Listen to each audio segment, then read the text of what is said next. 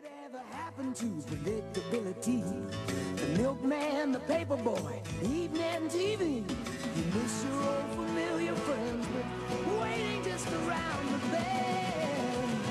Everywhere you look, everywhere there's a heart, there's a heart, a hand to hold on to. Everywhere you look, everywhere there's a look of somebody who needs you. When you're lost out there and you're all alone, life is waiting to carry you home. Everywhere you look, everywhere you look.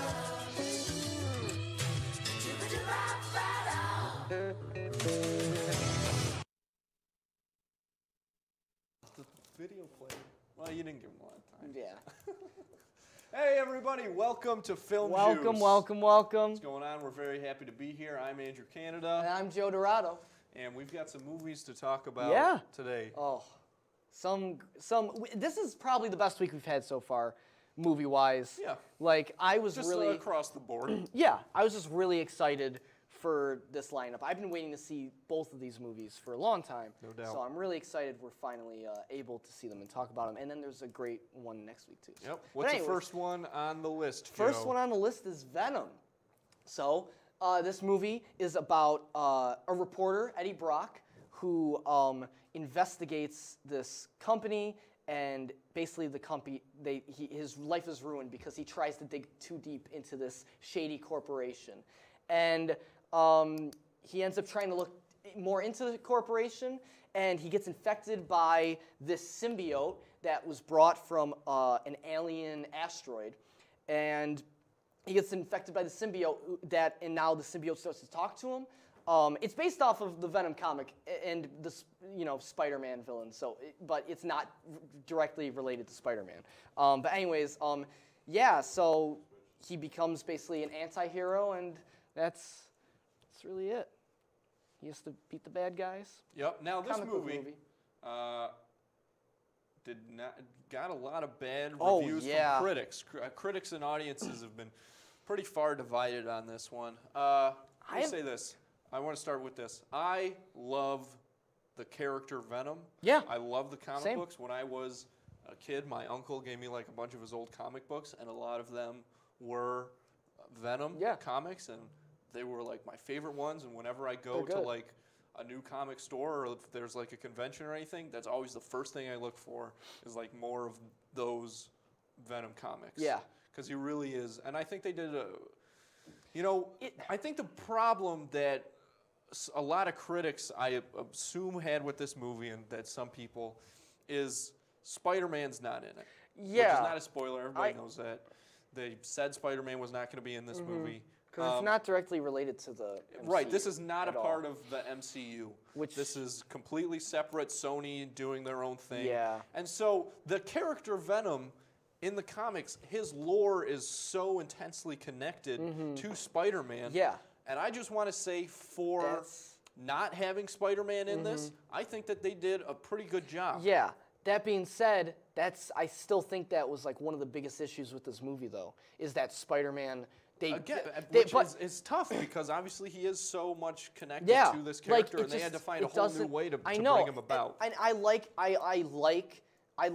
did think they did a good job of doing that, but when I watched this movie, all I could think about is like what would this be if it was in the MCU? Well, I think you're gonna get that with any, I mean, obviously Marvel superhero movie, no matter who does it. But I think people, maybe even myself sometimes, even with DC Universe movies, which obviously have not done super well as of late, we're like, man, if Marvel, if that company got their hands on this character or whatever, they would knock it out of the park. Yeah, I know. Same like the Fantastic Four and stuff. Obviously, yes, definitely. So obviously, that's the MCU, that's the pinnacle that all superhero movies are going to be judged off. Yeah, that's true. This does not meet that bar. No. It'd be incredibly hard to. But it's just weird how they had to adapt it, the way they adapted it without Spider-Man. It was just very strange. I don't want to focus on it too much because he's not in the movie, so just talking about it doesn't change anything. But it's just, the point is like, it just, you do wonder when you watch it. You're just like, this movie, like, it makes you wish Venom was in the MCU. That's what I should say. Oh, no doubt about it. It does. It makes you wish. But also, this character is obviously a little darker than the tone that they've set in the past, which is excellent. If you're gonna do the character, I mean, I think that this movie should have been, would have been better if they had written it so that it was rated R. I think it would have been way better. And I don't know how they're gonna do the sequel if it's not rated R, but that's a whole other thing. They have to do that one. But anyways, right.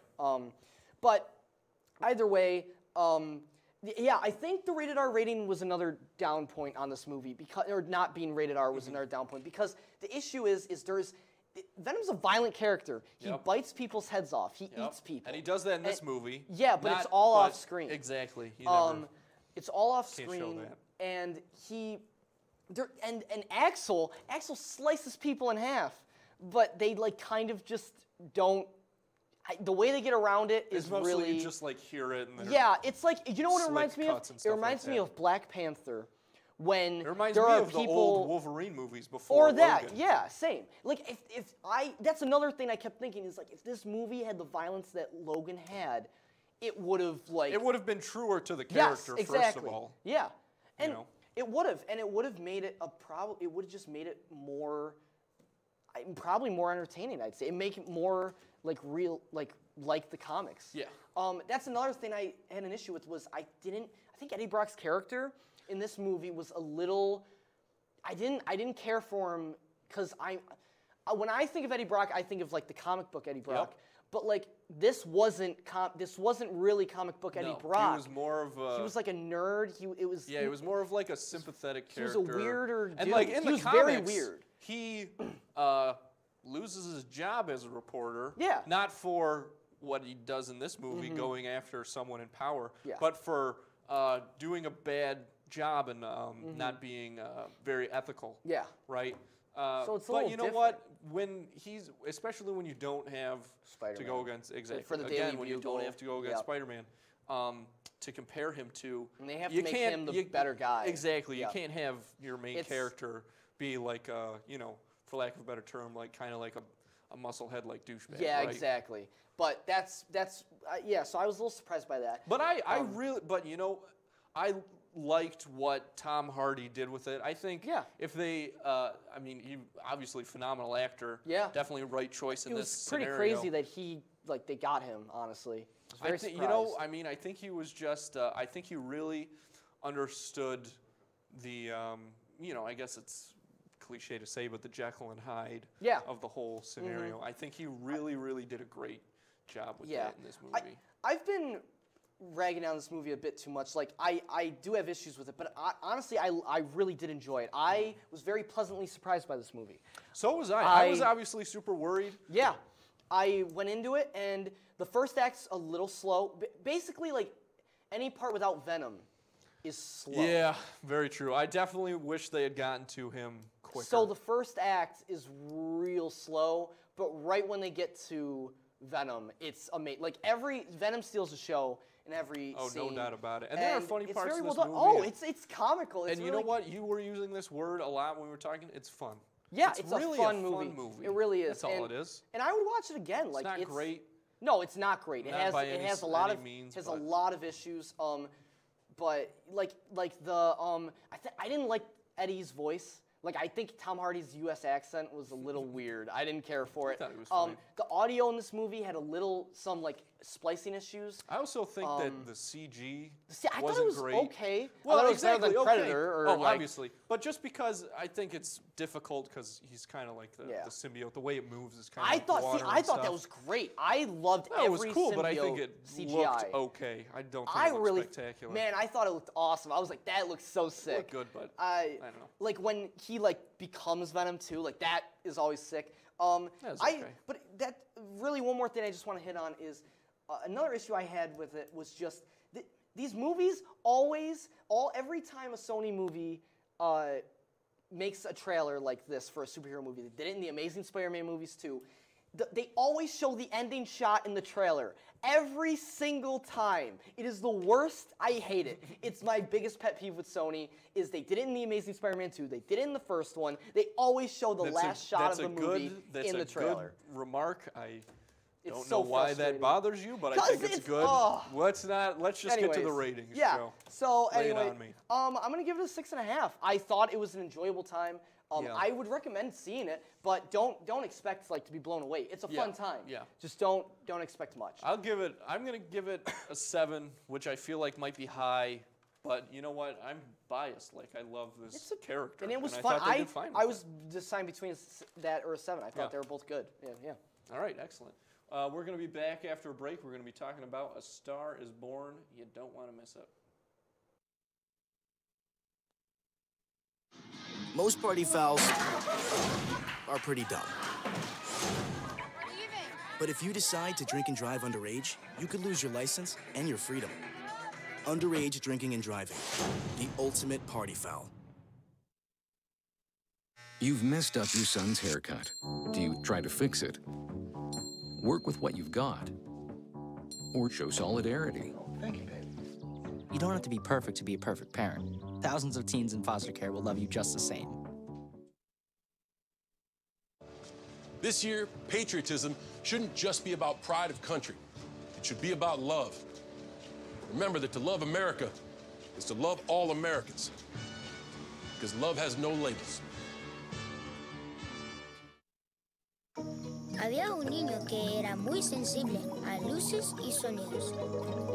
Construía escondites donde no podían entrar. No le gustaba mirar a la gente a los ojos. Lo hacía sentir incómodo. Un día se descubrió que tenía autismo. Con ayuda, poco a poco, aprendió a vivir mejor con ello. Mientras más pronto se diagnostique, mejor. Conoce las señales en autismspeaks.org.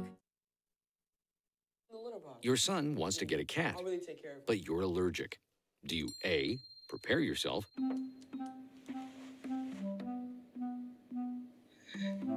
B, make the best of it, C squared equals 25. Good job. Or C, find a loophole? When it comes to parenting, there are no perfect answers, but that's okay, because you don't have to be perfect to be a perfect parent. Teens in foster care will love you just the same.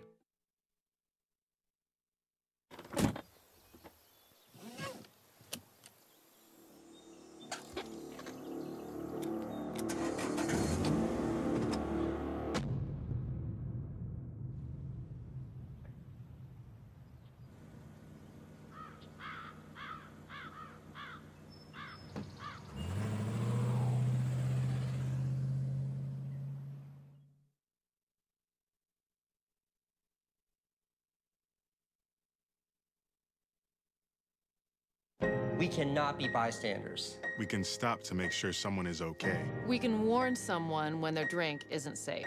And disrupt the situation. We can. Get someone a cab.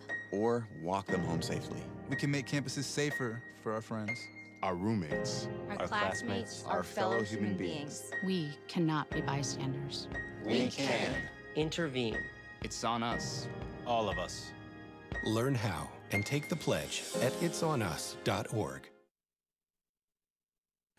Welcome back, everybody. Welcome back, everybody, to Film Juice. That is just what I said. I'm Joe. Let's think of your own stuff from time to time, Joe.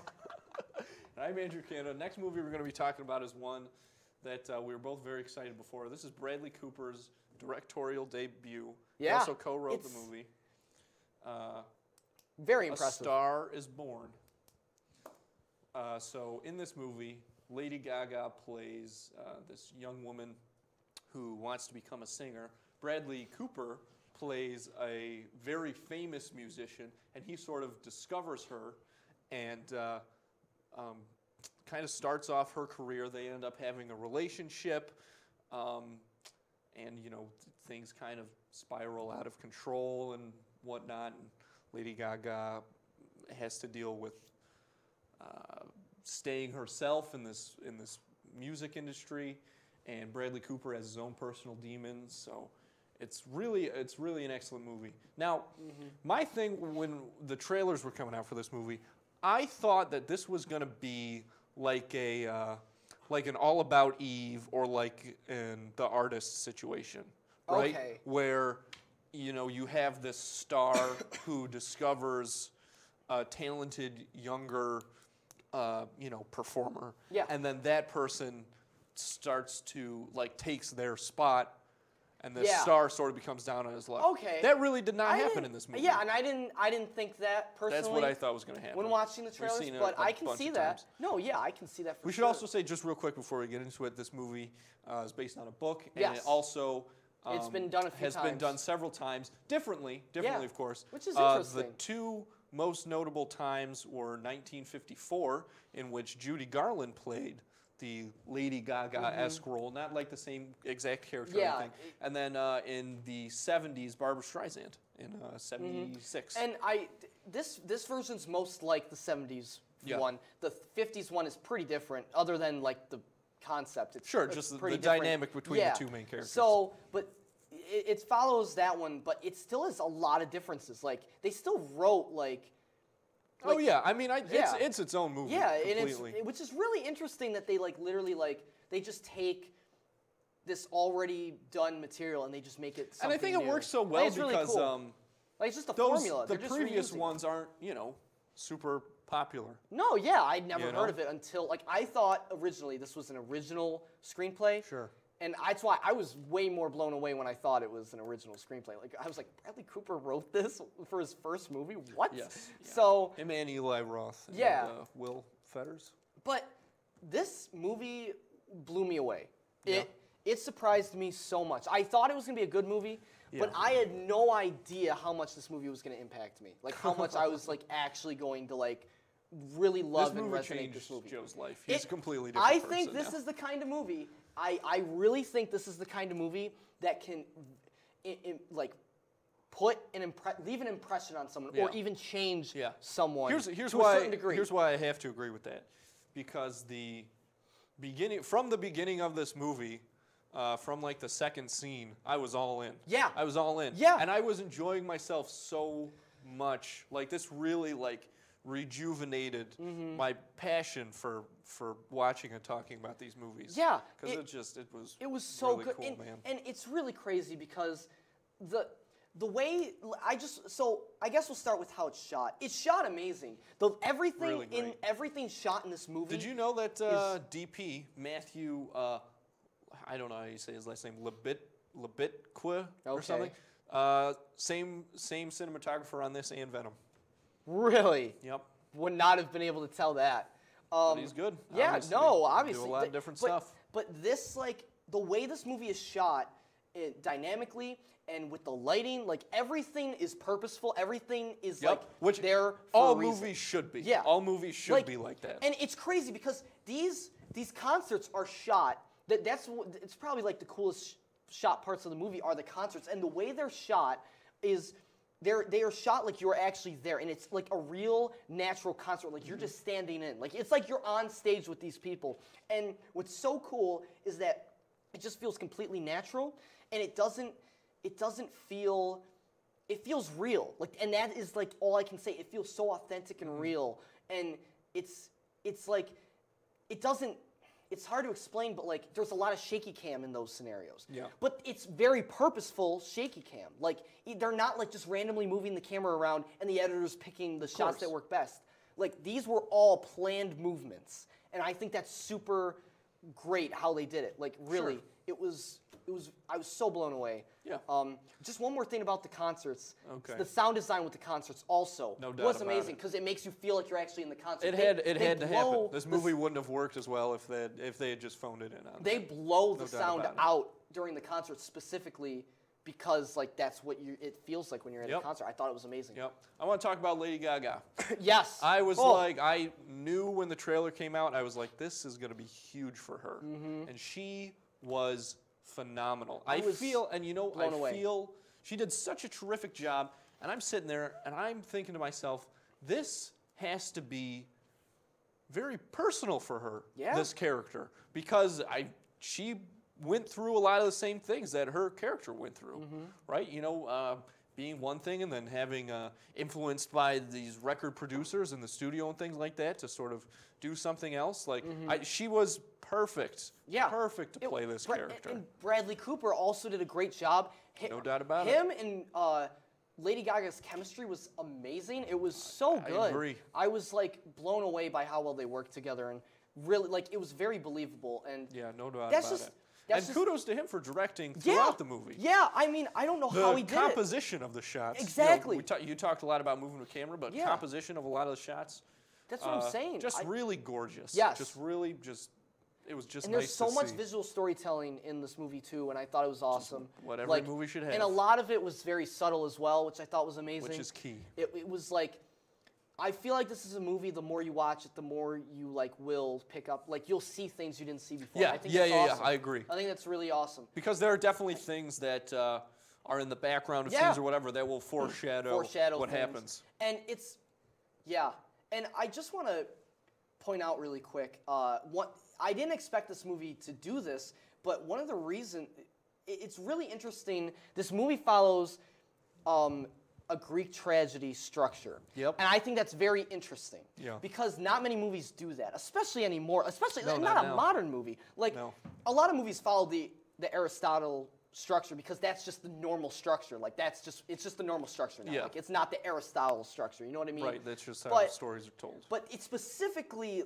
almost to a T of Lines a up. Greek tragedy.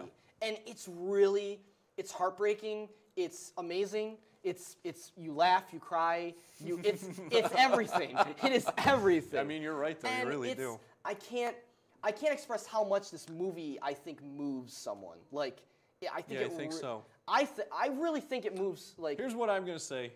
I think that it was almost a little too long. Okay. There are parts where but I'm glad that they didn't end it where I kind of wanted them to, because you get to see more. Yes. The reaction of the characters once the climax occurs. I know exactly where you want it to end too. Yeah. Also, Sam Elliott, he's going to win an Oscar for Best Supporting Actor. I don't know about I'm going to that. say it. Yes, he was is. good. No, he is. was good, but He's I don't gonna know win about that. Dave Chappelle was in it. By the way, supporting roles in this movie, really good. Dave Chappelle is in this movie. I didn't know that. Amazing. He was amazing. He's in the trailer. I didn't see the trailer. Okay. But it was really good. I don't really know what else to say. It was so good. The music, the soundtrack. Yeah. Soundtrack's like if amazing. somebody had just put out this album, would have been great. And I could listen to this now. Yep. Let's get the ratings, Joe. This movie, I think it really left a lasting impression on me. I think I'm gonna be thinking about it for a while, and I think it maybe changed the way I look at some movies. So I'm gonna give it a 10. I think it's one of the best movies it's definitely the best movie I've seen this year, and I'd say it's probably one of the best movies I think I've seen.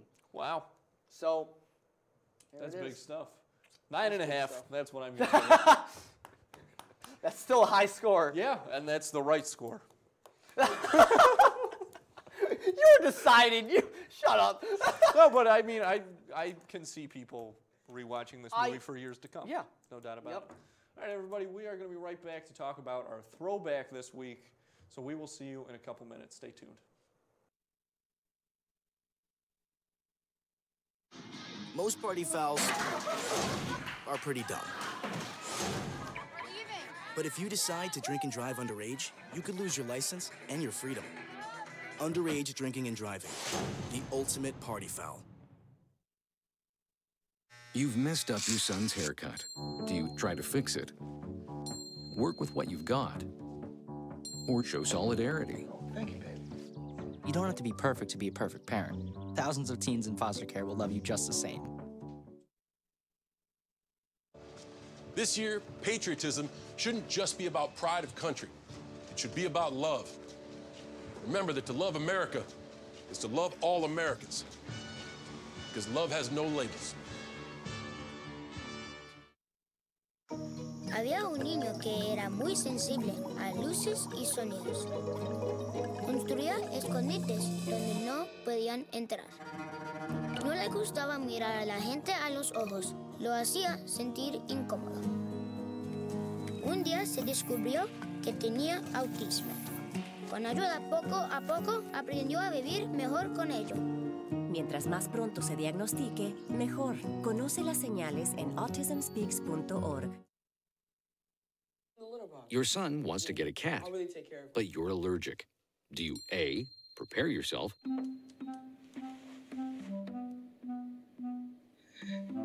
B, make the best of it, C squared equals 25. Good job. or C, find a loophole? When it comes to parenting, there are no perfect answers, but that's okay, because you don't have to be perfect to be a perfect parent. Teens in foster care will love you just the same.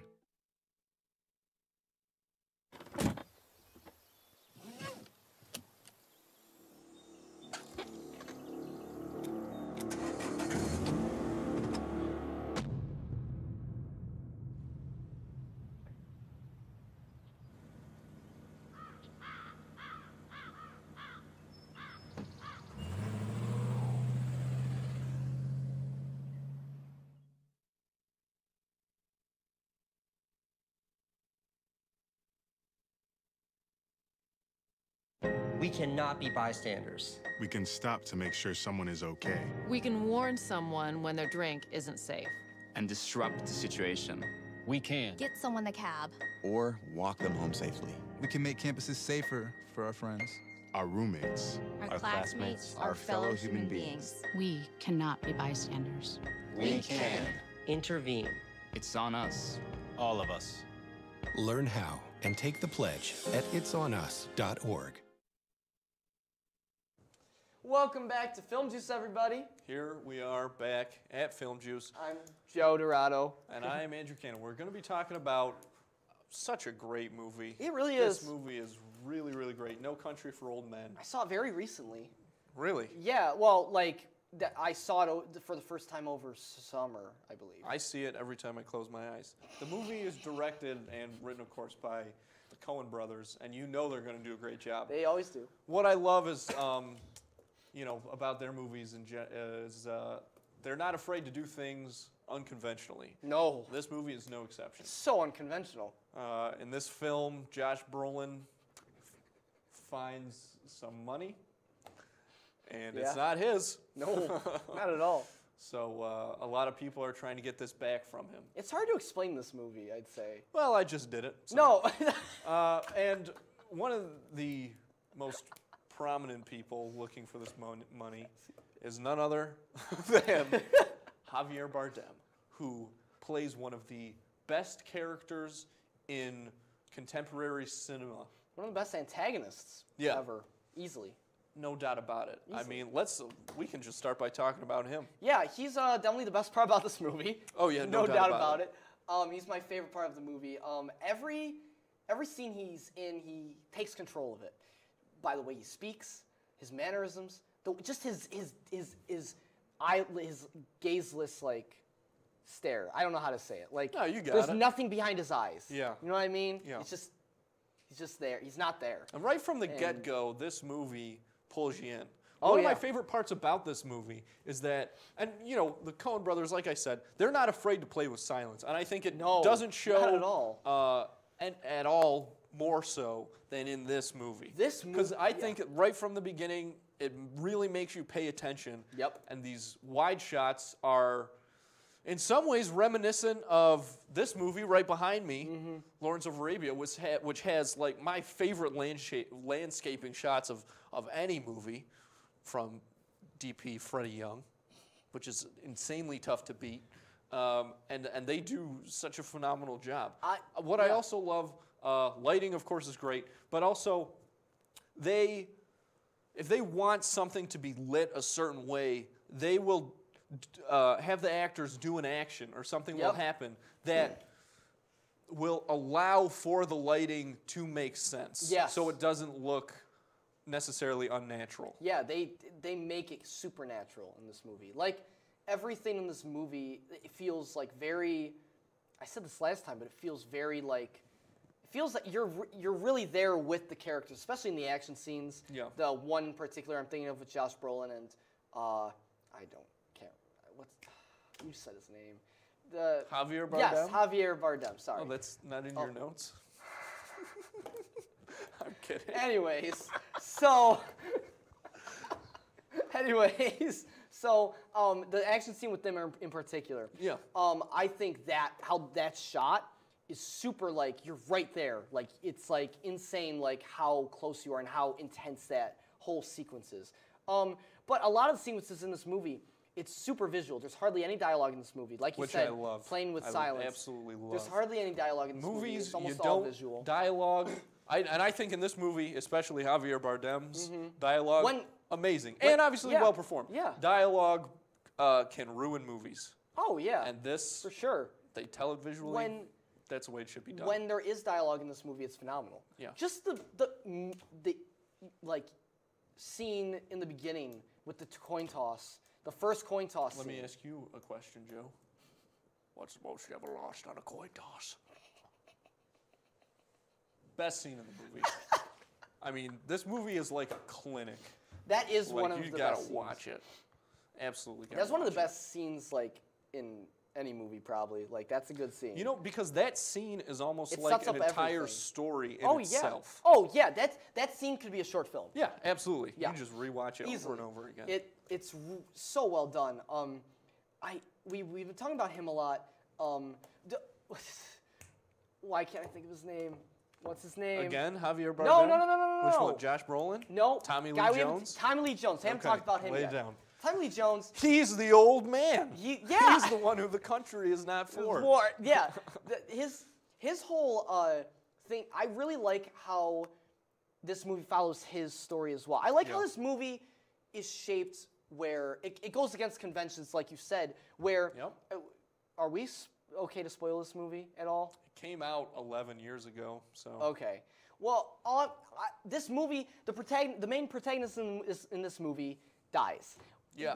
He dies like not at the end. No, probably like 2/3 of the way Yeah, but like still, like it's super shocking. You don't imagine the person. It's so cool. that No, they did yeah, you don't think it's gonna happen, and he dies off screen. He doesn't even I know. die He doesn't on even. screen. They don't even give him No. last moments. And then you follow Amazing. Tommy Lee Jones, and the whole metaphor with Tommy Lee Jones' character. I just think it's really great how they tell the story through 3 pairs of eyes. Yep. I think it's awesome how they just show the different And there are perspectives. things about each character that you connect with and also want to pull away Yes.